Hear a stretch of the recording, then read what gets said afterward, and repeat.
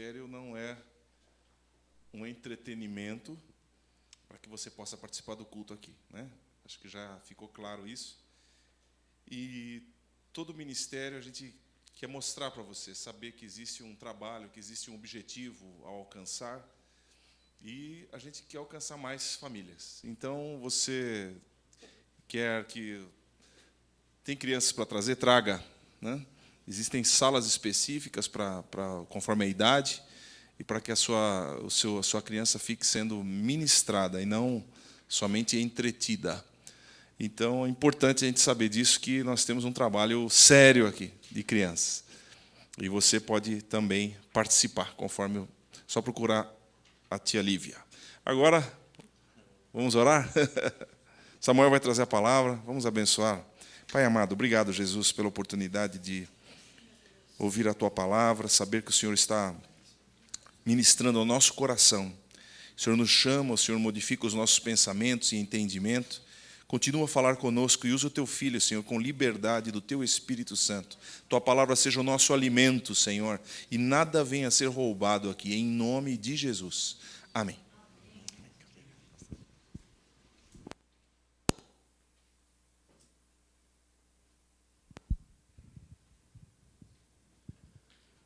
Tudo bem, irmãos? Paz do Senhor a todos. É uma grande alegria e prazer poder ministrar. E sabe que o drama antigamente era um e hoje é outro. Quando a gente pregava aqui, nos primeiros 10 anos aí de tempo que eu estava pregando, eu sempre ficava de olho para ver se tinha alguém dormindo, né? Porque você começa a ver uma pessoa dormindo, acontece, a pessoa trabalhou de noite, estava estudando, você não se incomoda muito, mas aí você vê 2 pessoas dormindo, 3 pessoas dormindo, 4 pessoas dormindo, já é um aviso que está chegando na hora de você encerrar, de fazer oração. Só que hoje o desafio é outro, com esse sistema de aviso lá atrás, na tela, de que o tempo está acabando, de que as cores lá vão mudando. A nossa dica aqui para frente, quando o momento de acabar vai chegando, é quando as pessoas começam a olhar muito para trás, para a televisão. Então, quando você vê muita gente olhando para a televisão, é porque está na hora de a gente começar a seguir para o final e para a conclusão. Então, espero que, se você virar e falar, não, eu estava olhando só para o relógio, não era bem para a televisão. Mas para aproveitar enquanto os símbolos e as cores não começam, pegue sua Bíblia, abra em Salmo 42, Salmo capítulo 42.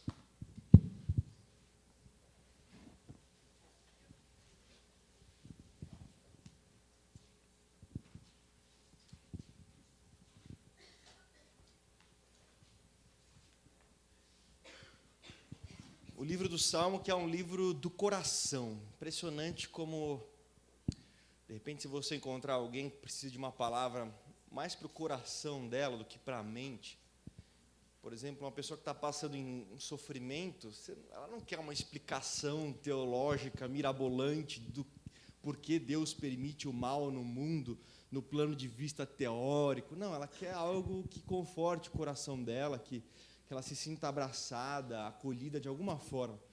E o Salmo, por exemplo, 60% dele, 60% do livro dos Salmos é voltado para pessoas que estão perguntando para Deus, por exemplo, Deus, por quê? Ou então, Deus, até quando? E coisas nesse sentido. Então, o livro do Salmo é um livro voltado para o coração. E não é diferente com o Salmo 42. Antes de nós começarmos a ler, eu quero ler versículo por versículo, nós vamos até o verso 6. É preciso entender que este salmo foi escrito por um coraíta. Quem é um coraíta? Era uma pessoa que participava do ministério levítico do Antigo Testamento. Ou seja, em outras palavras, era alguém envolvido com o serviço do templo de várias formas. Entre elas, e a principal, com a música. Os filhos dos coraítas, eles compunham músicas, ou então, às vezes, o rei trazia uma letra para um coraíta, e o coraíta colocava a melodia na música.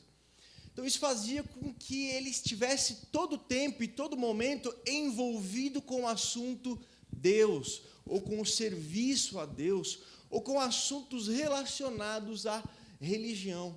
Então, ler o Salmo 42 é ler sobre o coração de alguém que tinha uma vida voltada para o serviço de Deus, uma vida voltada para os assuntos religiosos, uma vida voltada para Deus. E eles faziam outros serviços, como a portaria do templo. Então, enfim, eram pessoas exclusivamente voltadas ao serviço de Deus.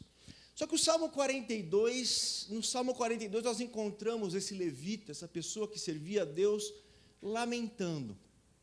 O Salmo 42 é um lamento, como se fosse um grito de socorro, um coração que clama por algo, um coração que suspira por algo, um coração que deseja profundamente alguma coisa, um coração que sente um vazio e o desejo ardente por algo.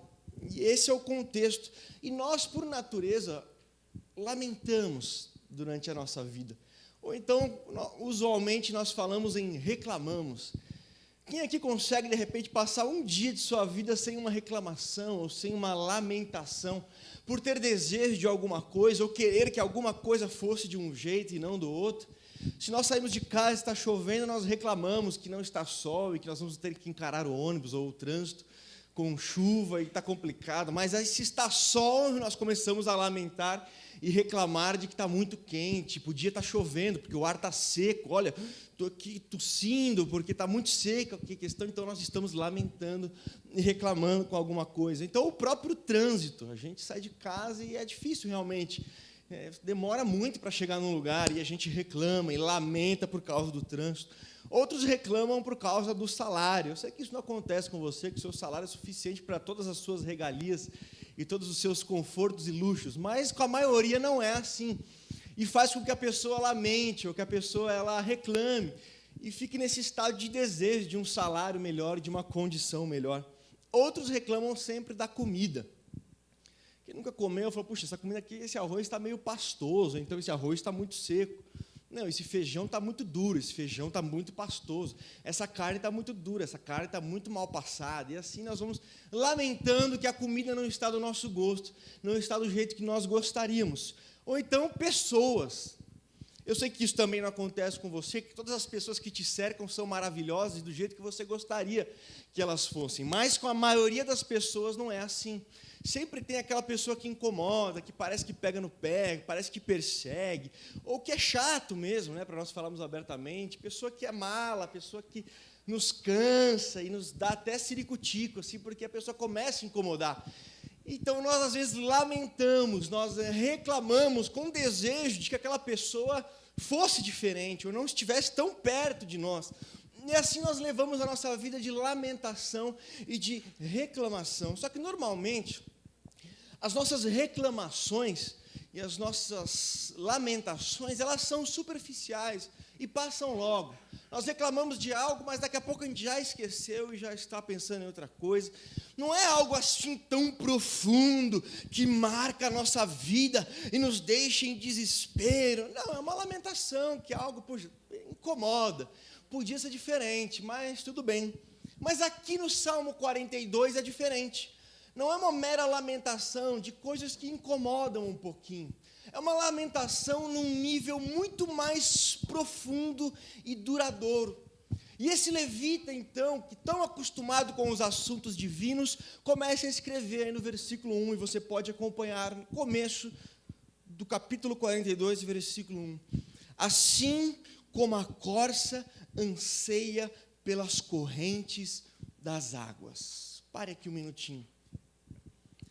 Aqui o salmista deixa bem claro que não é uma lamentação qualquer, que não é algo que só incomoda ele um pouquinho, não é algo que perturba ele só um pouquinho, é algo que está mexendo com a essência, com a vida dele. Essa palavra anseia nos originais você tem a ver com o pescoço, com o ar que a pessoa respira desejando algo ardentemente. E olha a figura que ele usa, uma corça ansiando pelas correntes das águas. Por que ele usou essa figura tão interessante? Por dois motivos.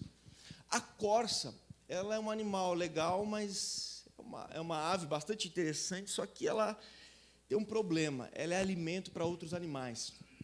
Então, ela tem essa dificuldade na vida dela. Então, normalmente, de forma constante, a corça ela é perseguida por outros animais, por caçadores, por animais que querem se alimentar da corça. Só que o problema é que a corça ela tem um cheiro forte. E quando o animal está seguindo a corça, mesmo que a corça, sendo ligeira, ela consiga ganhar um espaço na frente do seu perseguidor, por causa do seu cheiro muito forte, o seu perseguidor acaba conseguindo encontrá-la, por causa do cheiro que ela deixa, o rastro de cheiro que a corça mantém na caminhada. Então ela começa a se cansar, e o seu perseguidor a alcança. E qual é a esperança da corça nesse momento? Encontrar uma corrente de águas. Por quê? Porque quando ela entra numa corrente de águas, não há mais rastro, não há mais perigo de ela ser seguida neste lugar. Então, quando a vida dela está em jogo, ela anseia encontrar uma corrente de águas, porque entrando, ela está livre do seu predador, do seu perseguidor. Então, olha a figura que o salmista usa, e ele usa pelo segundo sentido também.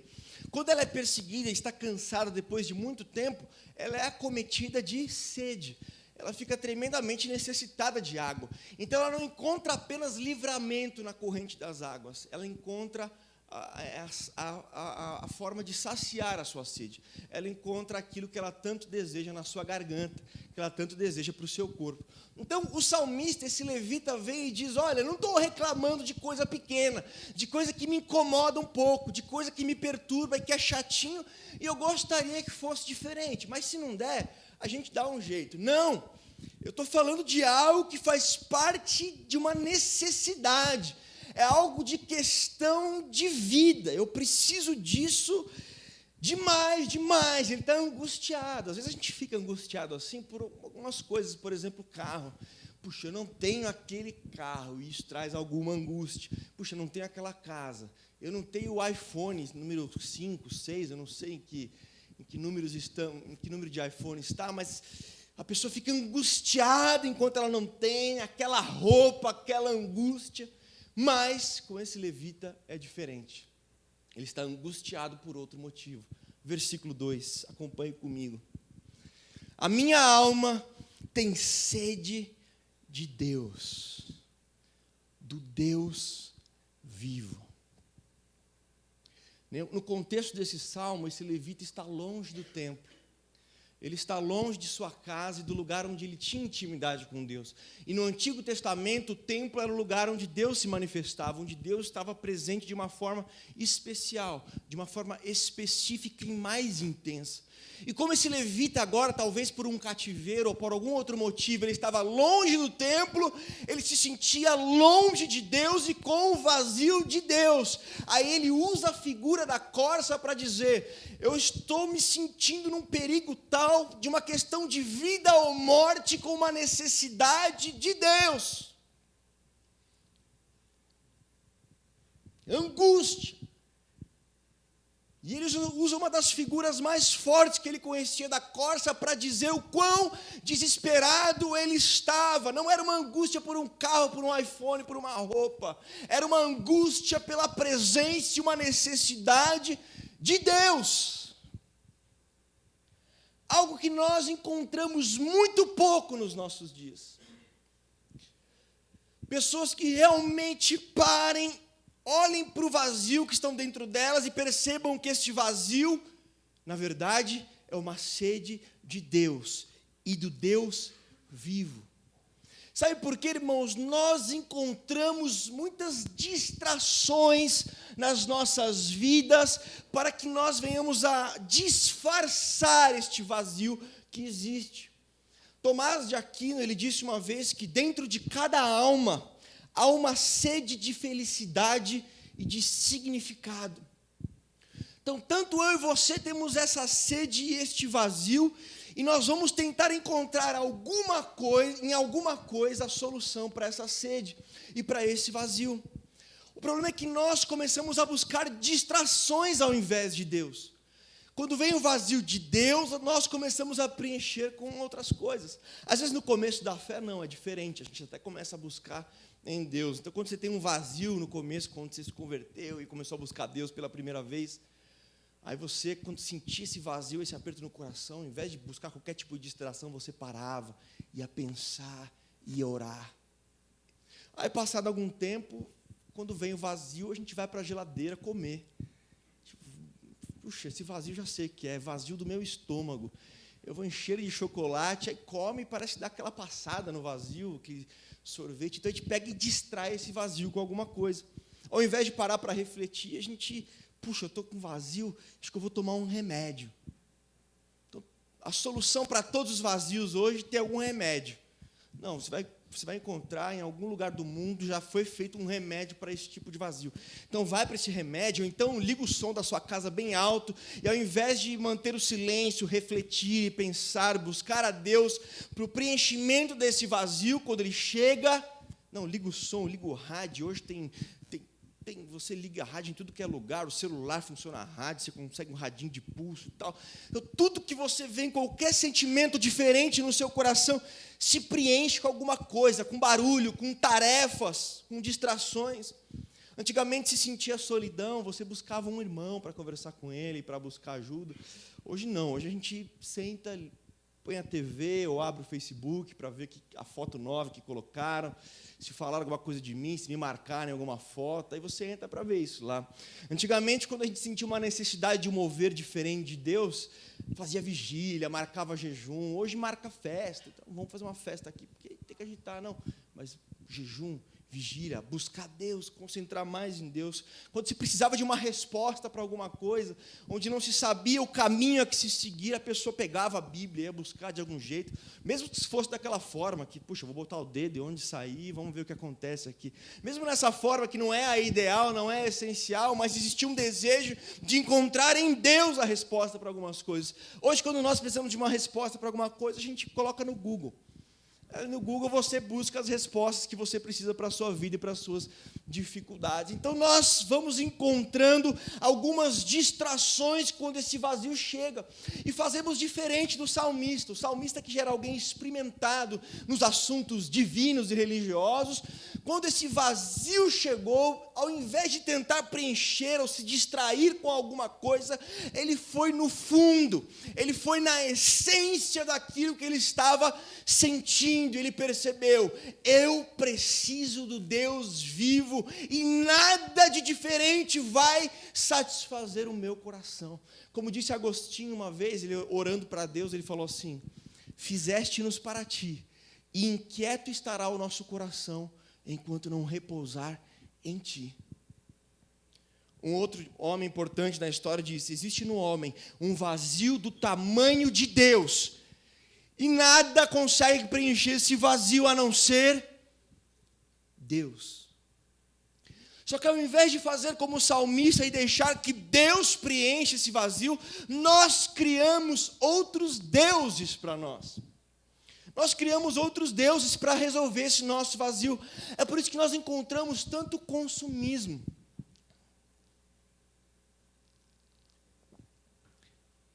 Pessoas comprando cada vez mais coisas que não precisam. O que é isso? É a necessidade de preencher o seu vazio de alguma forma, de algum jeito. E seja comprando coisas absurdas e que não se precisa. Por quê? Está preenchendo o vazio de outra forma. Outras pessoas com sexo.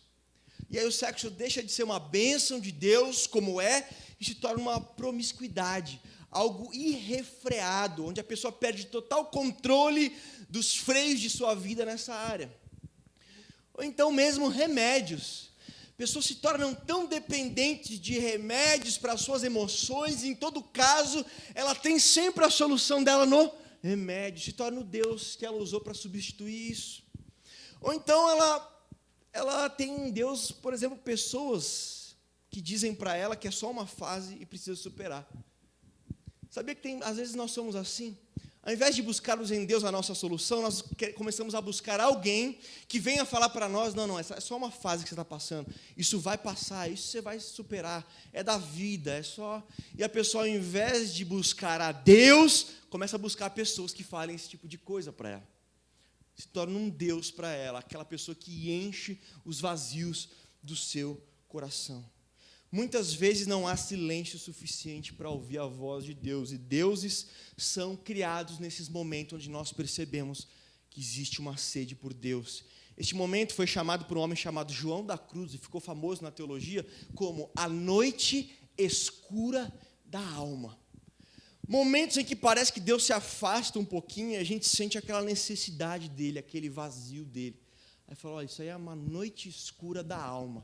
Esse vazio interior, essa noite que nos envolve a nossa alma, está relacionado com isso. Vamos para o versículo 3. O salmista, então, não foge da questão, ele não foge da essência, ele não se distrai, ele não deixa que nenhuma distração venha roubar a visão dele da essência, que, na verdade, ele precisa de Deus. Deus é a fome e a sede do coração dele. Não vou perder isso de foco. E quando ele faz isso, no versículo 3, ele diz assim, as minhas lágrimas servem-me de mantimento, de dia e de noite, enquanto me dizem constantemente, onde está o teu Deus? Nada está tão ruim que não possa piorar, como dizem, né? Há sempre um túnel no fim da luz, e não uma luz no fim do túnel. Porque parece que já está difícil, já existe esse vazio de Deus, já existe essa necessidade, já existe aquele sentimento que Deus está mais distante de nós, e ainda vem os inimigos, às vezes nós mesmos falando para a gente, puxa, tá vendo, você não é tão valioso assim, você não tem tanto valor, acho que Deus já descartou você e já partiu para outra, existem pessoas melhores do que você, com que Ele pode contar muito mais do que você. Então, olha, aí a gente começa a falar, puxa, é por isso que eu estou sentindo esse vazio, Deus se afastou de mim, não tem mais nenhum tipo de interesse comigo, ou coisas desse tipo. Ou então o próprio diabo mesmo, que vem como um acusador, assim como ele fez com Jesus. Olha que cara de pau, irmãos, cara de pau. Se você quiser pensar num cara de pau, é o diabo. Dos bons e dos ruins, né? Porque isso é uma coisa ruim. Mas olha o que aconteceu em Mateus capítulo 3. Jesus foi batizado e veio uma voz do céu dizendo, este é meu filho amado em quem tenho prazer. Ponto. Uma voz direta de Deus para seu filho e todos ali ouvindo, algo nesse sentido. Capítulo 3 de Mateus. Pouquinho depois do capítulo 4 veio o cara de pau.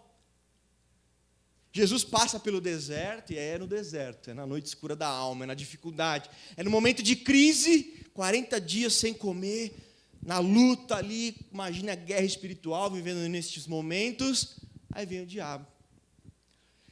Se tu és filho de Deus, mas é muita cara de pau, né? Um capítulo antes, Deus já tinha bradado dos céus, o Pai, dizendo, tu és meu filho amado. Aí um capítulo depois, veio o caboja, veio o cara de pau dizer, olha, se você for filho de Deus, então o que Deus te falou não é suficiente, tem que ter mais coisa. Porque é terrível, irmãos, nessa hora em que você está com essa crise, essa necessidade de mais de Deus, e você realmente resolve encarar essa questão de frente, não disfarçar de nenhuma forma, os nossos inimigos também começam a agir, o diabo levanta pessoas, os nossos pensamentos também, de alguma forma, nos complicamos. Mas vamos continuar. Vamos chegar para o coração do problema desse salmo. É o versículo 4. No versículo 4, nós temos o que realmente está causando esse desespero no salmista. Por que ele está tão ansioso assim por mais de Deus? Por que ele está com essa sede tão grande e com essa fome tão grande de Deus? O versículo 4 vai dizer, quando me lembro disso dentro de mim, derramo a minha alma. Aí ele vai dizer, pois eu havia ido com a multidão, fui com eles à casa de Deus, com voz de alegria e louvor, com a multidão que festejava. Consegue perceber o que está acontecendo com esse salmista, irmão? Ele está abrindo o coração dele para dizer que ele está com saudade de Deus. Olha, eu estou com uma sede de Deus porque vivi momentos com Deus. Eu vivi umas fases com esse Deus.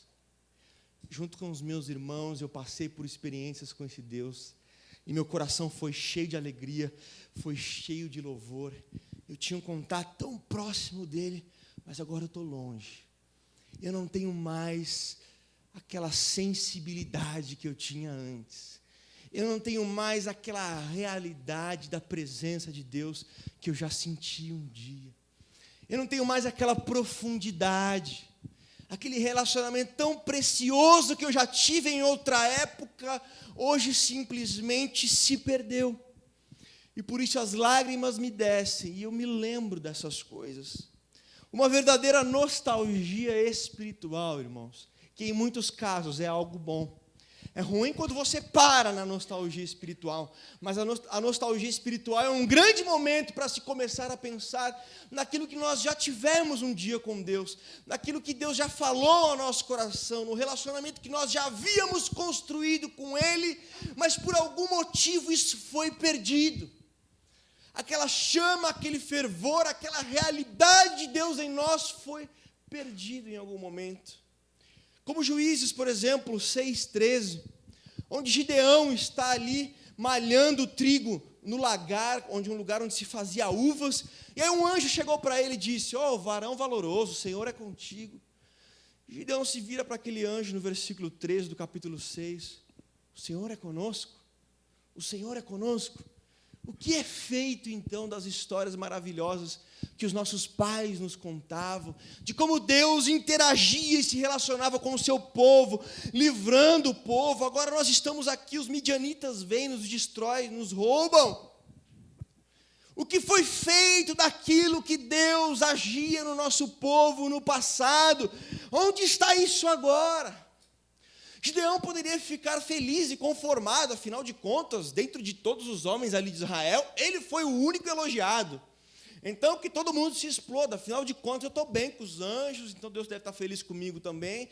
Então, tudo bem, já é o suficiente para o meu coração. Ele diz: não, esse elogio não é o suficiente para me alimentar e para me deixar saciado de Deus. Eu quero o mesmo relacionamento com Deus que os meus pais tiveram no passado. Eu preciso de algo mais essencial e mais real. Aquilo que diz Lamentações de Jeremias, capítulo 4, versículo 5. Lamentações de Jeremias é um livro onde o profeta Jeremias, ele escreve debaixo de lágrimas, para chorar diante do que havia acontecido com o povo de Deus, que havia sido abandonado por Deus, entregue ao povo da Babilônia. E olha o que Jeremias vai dizer: os que se alimentavam de comidas finas desfalecem nas ruas. Os que se vestiam de púrpura hoje estão prostrados sobre um monte de cinzas. E essa lamentação, queridos, muitas vezes reflete a nossa vida com Deus. Quem sabe, talvez não seja a realidade de todos, em algum momento da sua vida você já comeu coisas finas da parte de Deus. Que Deus falava com você, Deus tocava no seu coração, você sabia que Deus estava em você, o Espírito Santo, você sentia, você era diferente. Só que hoje não existe mais esse alimento. Hoje as coisas se tornaram um piloto automático que seguem em frente, são às vezes muitas formalidades, uma vida contínua, seguindo em frente, cumprindo os seus rituais necessários, mas de vida, de realidade mesmo, ficou só uma lembrança, ficou só um passado, assim como o profeta Jeremias chora aqui. Olha o que diz o Salmo 137, versículo de 1 a 6. Eu vou ler aqui para você, não precisa abrir não, para nós ganharmos tempo. Aqui são pessoas que foram levadas cativas para a Babilônia, como escravos, foram levados para longe da sua terra. E eles começam a dizer: junto dos rios da Babilônia, ali sentamos e choramos quando nos lembramos de Sião, quando nos lembramos de casa. Sobre os salgueiros que há no meio dela, nós penduramos as nossas harpas, penduramos os nossos instrumentos. Pois lá, os babilônicos, aqueles que nos levaram cativos, nos pediam uma canção. E aqueles que nos destruíram, eles pediam que nós os alegrássemos, dizendo: cantai-nos uma das canções de Sião. E eles perguntam assim: como nós cantaremos a canção do Senhor em terra estranha? E ele afirma: se eu me esquecer de ti, ó Jerusalém, esqueça-se à minha direita da sua destreza. Se me não lembrar de ti, apegue-se minha língua a meu paladar. Se não preferir Jerusalém, a minha maior alegria. Olha o que ele está dizendo aqui. Cantar aqui, as coisas não estão bem. Como é que eu posso continuar como se tudo estivesse bem, quando as coisas não estão bem? E às vezes isso acontece conosco. Nós começamos a sentir esse vazio de Deus, essa necessidade de Deus, mas nós simplesmente continuamos nas coisas como se tudo estivesse bem.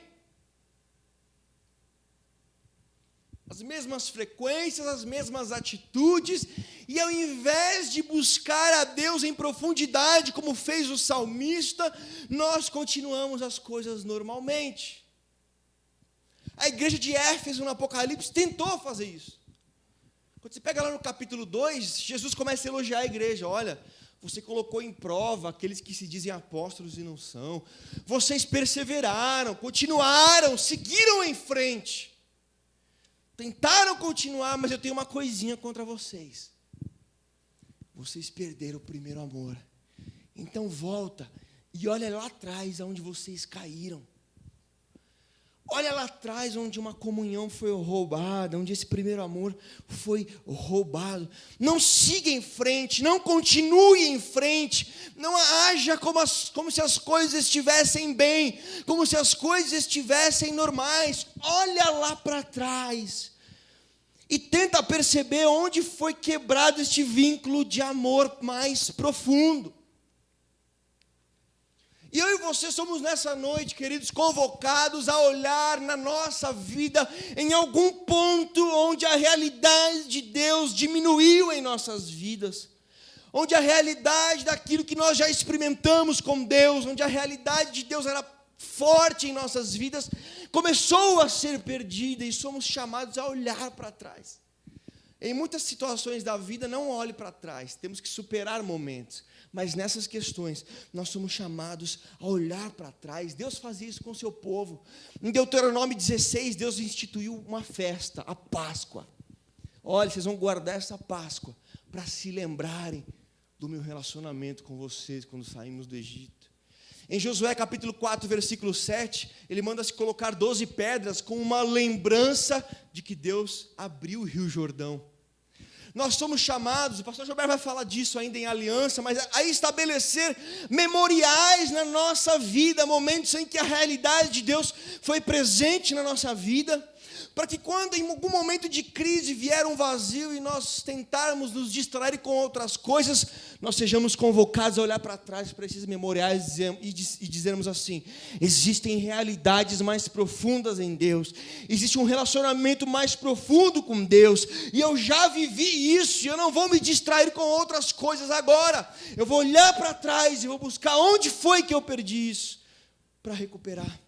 Essa semana eu almoçava com um amigo, e ele contando uma história para mim, ele disse assim: puxa, quando eu estava no início da fé, Deus falou no meu coração para eu falar com um cara uma vez. Aí ele fez uma pausa e assim falou: hoje em dia eu não tenho muito mais isso, mas eu entendo, a gente tem que amadurecer, mas era uma coisa tão boa. Isso confirmou a palavra para mim que eu tinha que pregar hoje. Eu falei: olha, exatamente isso. A pessoa perdeu algo que ela tinha com Deus, algo real, algo profundo, mas continua. De repente é um sintoma de maturidade, de repente é um sintoma de profundidade maior com Deus. Quem sabe eu cresci na fé e por isso eu perdi aquelas realidades com Deus. Não é isso. São memoriais aos quais tem de ser voltados e se lembrar: eu tinha um relacionamento com Deus. Uma coisa triste que acontece está lá em Jeremias 5:3, diz assim: Deus os feriu, mas não lhes doeu. Eles já começaram a não perceber, o povo, os avisos de Deus. Coisa triste é quando Deus se afasta um pouquinho de nós e nós continuamos como se tudo estivesse normal.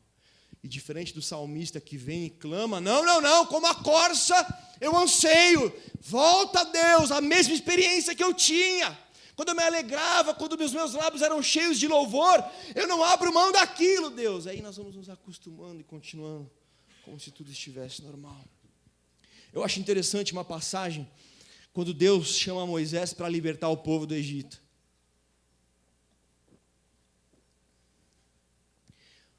Deus fala: Moisés, eu vou usar você, o povo está lá escravo no Egito, eu vou usar você para libertar o povo. Aí Moisés, fala, tudo bem, foi lá conversar com o sogro dele. Aí ele disse ao seu sogro: olha, eu vou voltar aos meus irmãos no Egito e verei se eles estão vivos. Olha que texto impressionante. Que sentido de vida é esse?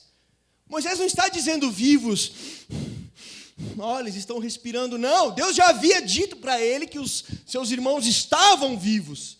Nesse sentido de respiração, de fôlego de vida. Ele sabia, e Moisés disse: olha, eu vou lá ver os meus irmãos. Só que eu vou ver se eles estão vivos. Ou seja, se há desejo ainda neles de viver. Se ainda há desejo de ser livre. Se os olhos deles ainda, quando se fala em liberdade, quando se fala em vida, ainda brilha, ou se eles já desistiram da vida. Eu quero ver se eles estão vivos. Às vezes nós perdemos essa vontade de viver, essa vontade de experimentar coisas novas de Deus. Veja o versículo 5 do capítulo 42. O salmista então se volta para si e diz assim: por que estás abatida, ó minha alma? E por que te perturbas dentro de mim? Até aqui. Ele também se volta para o grande problema da questão. Diferente, às vezes, da gente que busca desculpa para as nossas crises e dificuldades em outras coisas. Eu não estou bem hoje, mas é porque a minha família não me deu o amparo para que eu fosse uma pessoa melhor. Eu estou assim hoje porque é o meu pastor. Eu estou assim hoje porque é o meu trabalho. Eu estou assim porque é isso. Eu estou assim por causa daquilo. E desculpas sempre do lado de fora. O salmista não, ele olha para ele e diz: por que estás abatida, ó minha alma? Ele fala consigo mesmo. O problema está em mim, a dificuldade está em mim. Não adianta eu querer atirar para os outros lados e tentando atingir e culpar tudo e todos. O salmista aqui, este levita, nos convida a olharmos para as nossas vidas. Por que estás abatida, ó minha alma? Nós, como cristãos, precisamos parar de encontrar desculpas sempre fora, sempre fora, sempre fora. Há momentos que nós temos que parar e olhar para a nossa alma, para o nosso coração. Chamar a responsabilidade para que coisas que estão acontecendo na nossa vida são nossa culpa, nossa responsabilidade. Como diz Eclesiastes 7:29, Deus fez o homem reto, mas ele se meteu em muitas encrencas, ou em muitas astúcias. Nós somos bons nisso. A coisa está tudo bem, a gente encontra uma encrenca às vezes para entrar. A gente arruma uma astúcia aí para uma sarna para se coçar. Quando parece que está tudo tranquilo, a gente vai e bota o dedão no bolo. A festa está pronta, o bolo está pronto, a gente vai e põe o dedão no bolo lá e estraga tudo. O que fazer quando isso acontece? Por que estás abatido, ó minha alma? Por que te perturbas dentro de mim? Por que eu estou mal assim? O que aconteceu? O que foi que me afastou de Deus? O que foi que roubou aquela realidade que eu tinha? O que foi que roubou aquelas experiências que eu tinha? Por quê? Por que isso está acontecendo? Porque sabe quando se fala em maturidade, pense numa criança. Você vai dar uma bronca numa criança, a culpa nunca foi dela.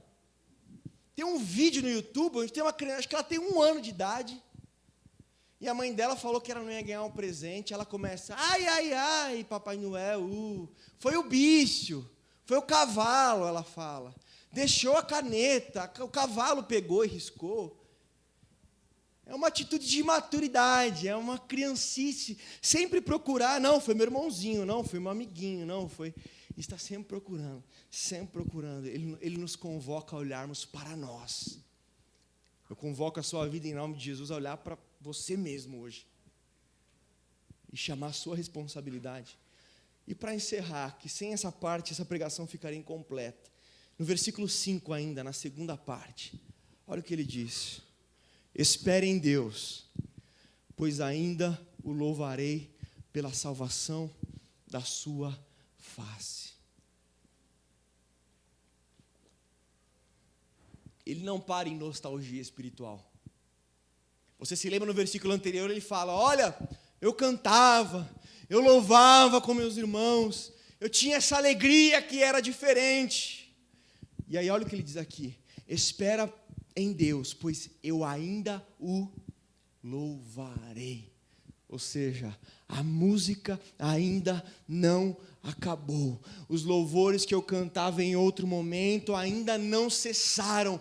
A música vai voltar a tocar. O louvor vai voltar a ser ouvido. Olhar para o passado, não, olha, aquilo sim era bom, agora já era. Não, aquilo era bom e eu vou viver aquilo de novo. É ainda mais que Deus tem para mim. O louvor não cessou, a música ainda não cessou, embora no meio dessa crise ele ainda conseguia ouvir música, mesmo a música que ainda estava no futuro, de algo que ia acontecer, mas espiritualmente ou pela fé ele já conseguia ouvir o som de um louvor, o som de uma música. Às vezes nós ficamos tão desanimados, puxa, as coisas não são mais como eram, puxa, tinha que ser diferente e tal, e desanimando, e esse salmista, não, ele faz diferente. Ele começa a ouvir uma música. Eu ainda ouço uma música. Essa música ainda não está tocando, mas vai tocar. Pela fé eu vejo que aquela música vai retornar, que aqueles momentos vão continuar. Há otimismo ainda nos corações, assim como Jeremias, quando escreveu Lamentações de Jeremias para chorar a situação do povo, lá no finalzinho ele brada em esperança e diz: Senhor, converte-nos a Ti e seremos convertidos. Renova os nossos dias como antes. Deus, faz aquela música tocar de novo, faz aquele louvor tocar de novo, e o meu coração vai experimentar e vai viver novamente aqueles momentos, e mais que o Senhor tiver para mim. Quando pessoas voltaram daquele cativeiro que eu falei, daquelas pessoas que estavam na Babilônia e reclamando, puxa, como é que nós vamos cantar aqui na Babilônia? Quando eles voltaram da Babilônia, diz o Salmo 126, versículo 1, diz assim: quando o Senhor restaurou a nossa sorte, ficamos como quem sonha. Então a nossa boca se encheu de riso e a nossa língua se encheu de júbilo. Nós não estávamos cantando mais na Babilônia, nós guardamos as nossas harpas, mas nós continuávamos crendo que o dia que nós voltássemos para a nossa terra, o júbilo voltaria, o louvor voltaria, e isso aconteceu. E quando aconteceu, eles ficaram como aqueles que sonhavam, o coração cheio de alegria, cheio de júbilo. Em nome de Jesus, os melhores tempos da sua vida, as suas realidades com Deus ainda estão por vir. Aquilo que ficou no passado, aquelas experiências que você tinha no passado, são os memoriais que Deus estabeleceu na sua vida para que você hoje olhe para eles e diga: eu quero aquilo de novo. Eu não quero distrações, eu não quero barulho, eu não quero nada falsificado, eu quero algo verdadeiro, algo de essência que eu já vivi. Eu quero ouvir de novo os louvores que eu ouvia. A música vai continuar, a música vai voltar a tocar. Caleb, ele tinha essa ideia. A música na cabeça de Caleb nunca cessou. Depois que Moisés falou: olha, nós vamos tomar a terra prometida, aquela música ecoou no coração de Caleb. E depois de 45 anos que o povo não pôde entrar e tivemos que esperar uma geração inteira morrer, Caleb, agora com 85 anos de idade, ainda conseguia escutar uma música. Ele dizia: a minha força ainda é a mesma, o meu vigor ainda é o mesmo para entrar na terra, para tomar a terra, para viver aquilo que Deus tem para mim. Aquela música que eu ouvi uma vez de Moisés ainda não cessou de ecoar no meu coração. Então, em nome de Jesus, eu convoco a sua alma, assim como esse salmista se virou para Deus e disse: Deus, a minha alma anseia por Ti, Eu não quero distrações, porque eu me lembro, eu tenho marcas do Senhor na minha vida, eu tenho marcas da tua presença na minha vida.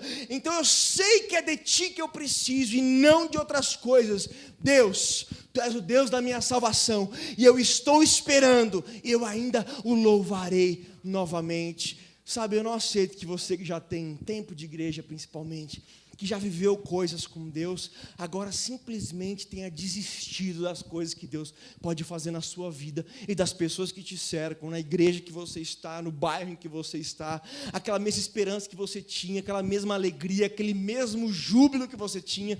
Eu não aceito que você tenha perdido aquilo, aquele chamado que Deus já confirmou no seu coração, e eu não preciso aqui ficar inventando ou profetizando nada sobre a sua vida que não tenha vindo de Deus, porque você sabe de muitas coisas que Deus já falou com você, que Deus já tratou com você, que Deus já direcionou a sua vida. Eu não preciso apelar aqui para emocionalismos, eu preciso afirmar para o seu coração, para a sua mente: volte a sonhar com os sonhos que Deus colocou no seu coração, naquilo que Deus já despertou dentro de você.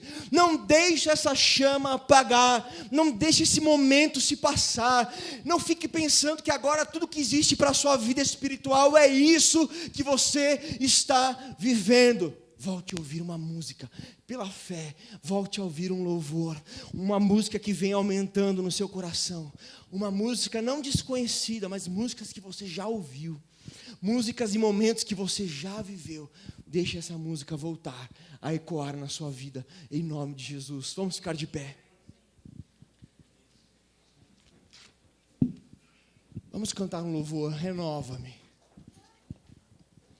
Nada melhor do que um louvor antigo para nós colocarmos nosso coração diante de Deus e pensarmos em tudo que nós já vivemos ao lado dEle. Tudo que nós já usufruímos ao lado de Deus, coisas que marcaram as nossas vidas.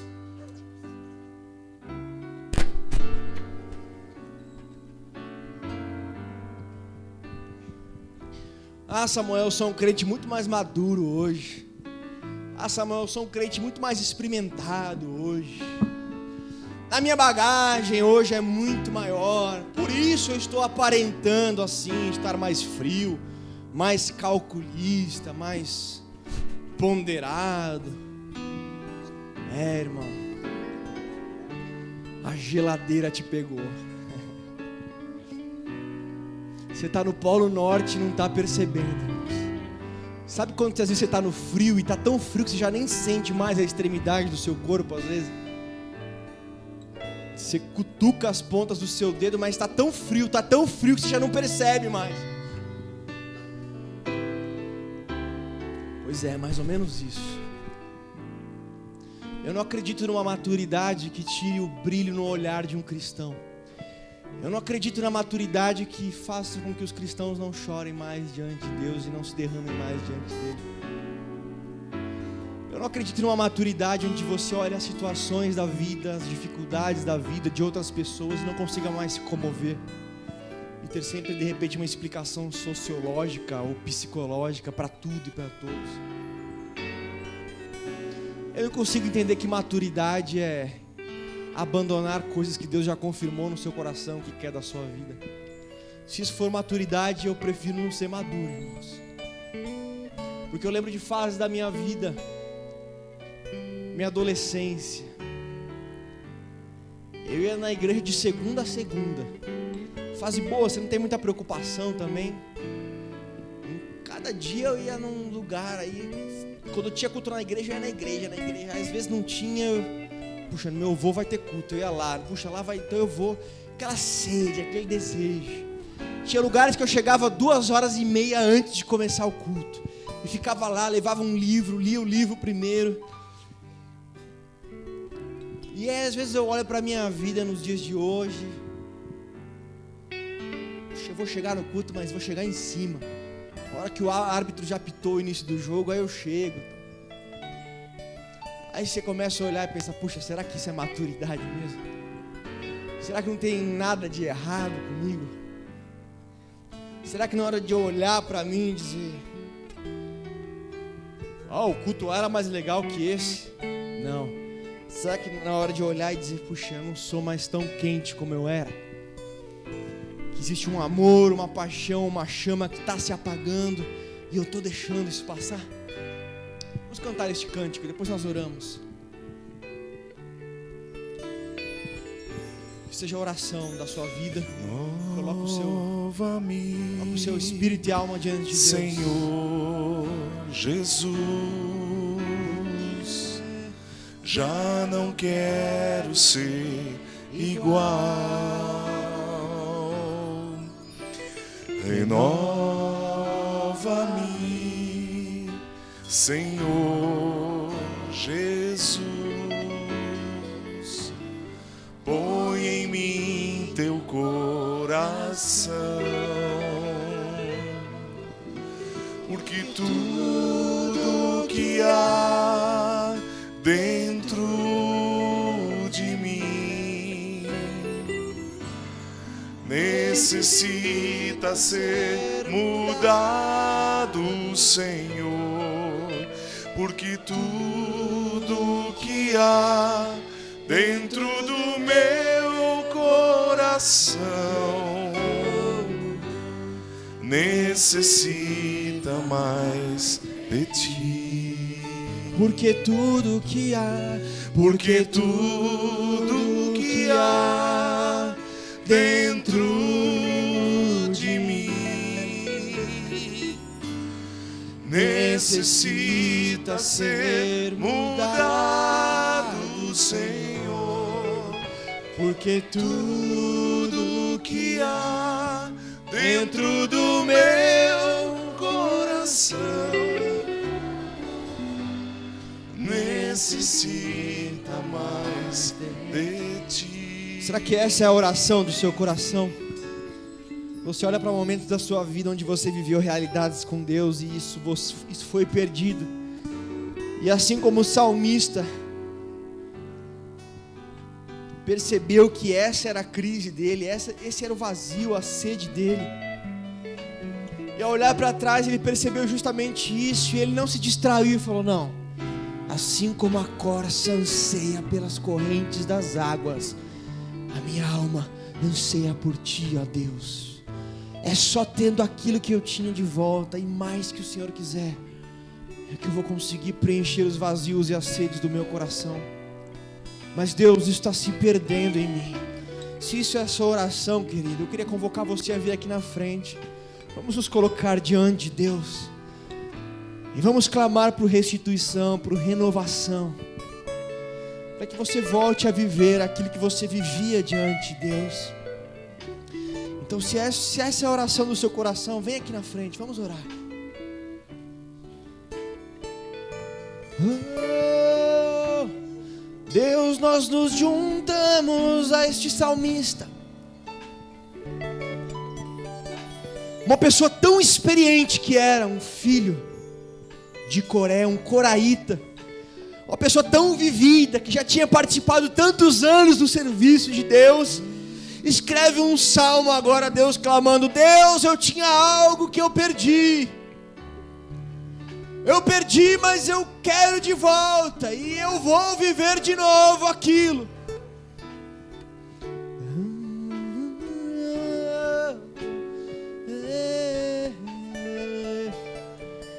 Um salmista com saudade de Deus, um salmista com um passado perdido, com coisas perdidas, que ele queria restituição. Deus, nós nos juntamos a este salmista nesta noite.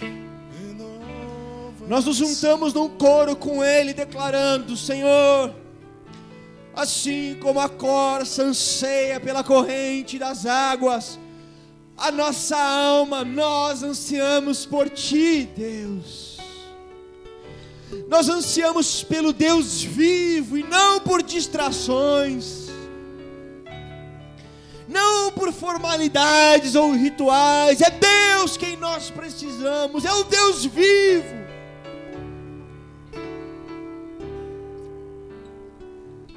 Porque o inimigo, a nossa mente, também nos acusa. E nós nos lembramos, Senhor, como aquele salmista, de momentos ele afirma: em que ele se alegrava e louvava e caminhava e tinha esta alegria, tinha essa sede saciada. Isso entristece o coração dele. Deus, nós também nos entristecemos aqui. Senhor, nós sentimos a tua falta. Deus, nós não nos acostumamos na tua ausência. A tua presença, Senhor, é essencial para nós. Aleluia, Jesus. Nós não trocamos por nada e não substituímos por nada, Senhor. Nós queremos a Ti, somente a Ti. E neste momento, Senhor, como aquele salmista, nós declaramos: porque está batida a minha alma, e porque te perturbas em mim? Espera em Deus, pois ainda o louvarei pela salvação da tua face. Nós ainda o louvaremos. A música voltará a tocar, o louvor voltará a soar, e a realidade de Deus voltará a ser presente. Oh Senhor, como o salmista expressava esta crença, essa esperança dele. O Senhor, volta para nós. A nossa esperança é a tua presença e a realidade de ti próximo de nós. Aleluia, Jesus. Graças, Senhor Jesus. Se você puder, repita comigo essa oração, se for a sua oração. Deus, eu sinto a tua falta, porque eu já tive algo contigo que hoje eu não tenho mais. Era tão bom, Deus, e eu nunca me acostumei mais, e eu nunca me saciei mais. Eu não encontrei um substituto. Somente a Ti, que preenche todos os vazios do meu coração e que mata toda a minha sede. Deus, assim como a corça anseia por águas, assim a minha alma anseia por Ti. A minha alma tem sede do Deus vivo. Os acusadores apontam, eu mesmo me auto-aponto. Para onde está a tua presença? Mas eu me lembro, Deus, eu me lembro do tempo que eu vivi ao teu lado, onde que o Senhor era mais real na minha vida, onde eu tinha algo tão mais vivo em mim. Eu ainda vou viver aquilo ao teu lado, Senhor, e eu vou te buscar. Não buscarei distrações, não buscarei substitutos. Eu ainda louvarei, eu ainda ouvirei aquela música, eu ainda ouvirei aquele louvor. Aquele momento vai voltar a ecoar, aquele momento vai voltar. Porque tudo que há dentro de mim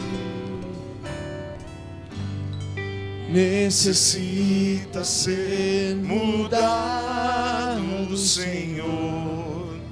Porque tudo que há dentro do meu coração necessita mais de Ti. Oh, necessita mais de Ti. Necessita mais de Ti. Sim, necessita mais de Ti. Necessita mais de Ti. Aleluia. Glória ao Teu nome, Jesus. Quantos aqui necessitam de Deus? Dê uma salva de palmas para Ele. Em nome de Jesus. Glória ao Teu nome, Senhor. Volte para o seu lugar com otimismo, querido, de que os grandes momentos de Deus para a sua vida estão por vir. Em nome de Jesus. Glória a Jesus. Pastor Morrone, vamos dar graça ao Senhor. Temos os avisos ainda. Queria que você já se preparasse para dar o amém final, enquanto os irmãos dão os avisos aqui. O Dima já está chegando. Paz do Senhor, irmãos, rapidinho. Olha só, uma estatística interessante. Estávamos hoje com 7 pessoas ao vivo, na transmissão ao vivo. Ou seja, é uma ferramenta tremenda de evangelização. Então, use essa oportunidade da transmissão do nosso culto ao vivo. Irmãos que por algum motivo não puderam vir, estão lá assistindo. Compartilhem o link do nosso site para as pessoas também poderem assistir. Louvorzão que teve ontem, tinha 2 pessoas assistindo. Pessoas que não são crentes também, porque foi compartilhado. Bom, Rodrigão, pode pôr a primeira aí. Olha, me falaram que hoje é o dia do pastor. Tá ok? Hoje é o dia do pastor. E depois, no final, dá um abraço nos nossos pastores e abençoe a vida deles. Parabéns. Próximo. Não teremos ensino da palavra, a aula do Marco não vai rolar segunda-feira. Reunião de oração às 8h. Mulheres vão se preparando. Reunião de mulheres, quarta-feira, 3h. Mulheres de joelho, famílias em pé. É isso aí. Oi.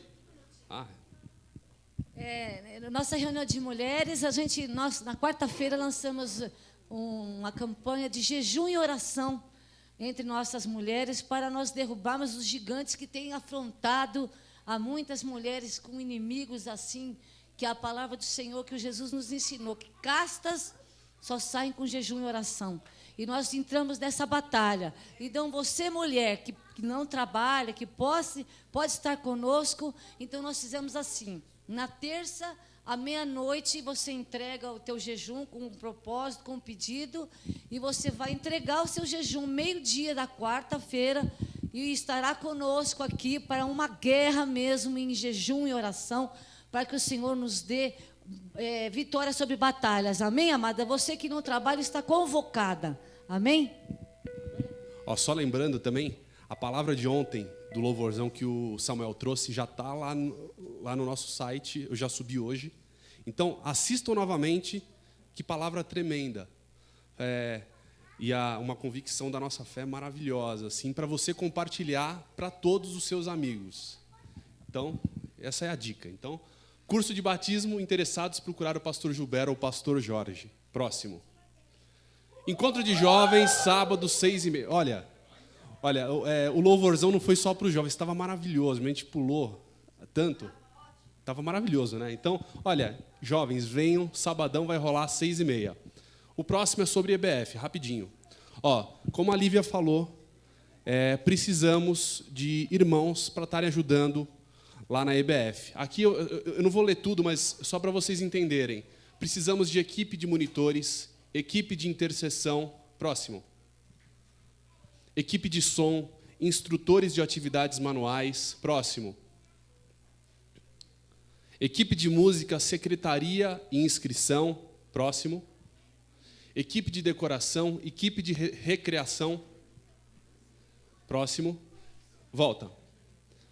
Então vai ser dia 29 de junho, vai começar às 9h da manhã, a saída aqui da igreja. Ela me falou que a ideia é pegar um ônibus e todos irmos juntos em um ônibus, toda a equipe vai junto para lá. Às 9h, vai terminar às 5h30, ou seja, só que entendo que no dia anterior a gente vai estar preparando toda a decoração aqui para levar para lá. Aí eu só preciso ver com ela certinho isso daí, mas, por favor, precisamos da ajuda dos irmãos que vão poder estar juntos ajudando, investindo nas crianças. Então, no final, dá o nome para mim, nome e o contato, que eu vou passar para a Lívia. Se você já tem ideia mais ou menos do que você quer participar, não precisa ser só de mais de um. Som, música e ajudar, qualquer coisa. É importante a presença de quem puder ajudar. Obrigado. Pastor Morrone. Bem, queridos, glória a Deus. Deus operou tremendamente na nossa vida. Eu quero que você curve a sua cabeça. Senhor, glorificado seja o teu nome. Obrigado, ó Pai, porque o Senhor tem falado poderosamente neste lugar. Obrigado porque o Senhor falou no louvor, falou na mímica, falou na palavra, e o Senhor transformou vidas neste lugar. Eu tenho certeza que muitos entraram aqui, estão saindo diferentes, porque pela operação do teu poder. Portanto, Pai, em nome de Jesus, Que seja uma semana poderosa, de grandes vitórias, de bênção nas nossas vidas, em nome de Jesus. E desde já, como sempre fazemos, proibimos e repreendemos todo tipo de retaliação do inimigo contra as nossas vidas, em nome de Jesus. E declaramos a tua vitória, porque a tua igreja é sempre vencedora. Você é vencedor, em nome de Jesus. Amém? Deus abençoe vocês. Vão na doce e gloriosa paz do Senhor.